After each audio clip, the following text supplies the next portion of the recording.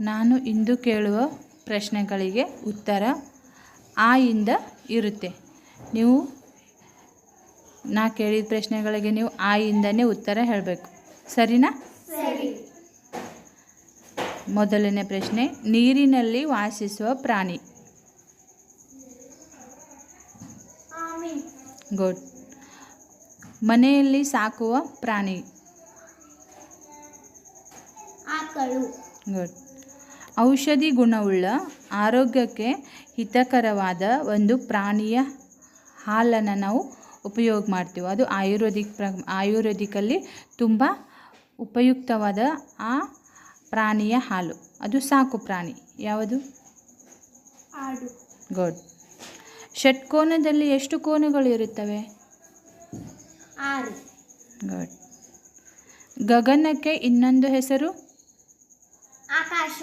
Good. ಜ್ಯೇಷ್ಠ ತಿಂಗಳಾದ ಮೇಲೆ ಯಾವ ತಿಂಗಳು? ಆಷಾಢ. ಗುಡ್. ದುಃಖಕ್ಕೆ ಮೂಲ ಕಾರಣ ಯಾವುದು? ಆಶೆ. ಗುಡ್. ನಮಗೆ ಪರಿಚಯ ಇರ್ತಾರೆ ಅವರು. ನಮಗೆ ಪರಿಚಯ ಇರ್ತಕ್ಕಂಥ ನಮ್ಮ ಗೆಳೆಯ ಅಥವಾ ಗೆಳತಿಯರಿಗೆ ನಾವು ಏನಂತ ಕರಿತೀವಿ? ಆಪ್ತರು. ಗುಡ್. Very good. ಧನ್ಯವಾದಗಳು.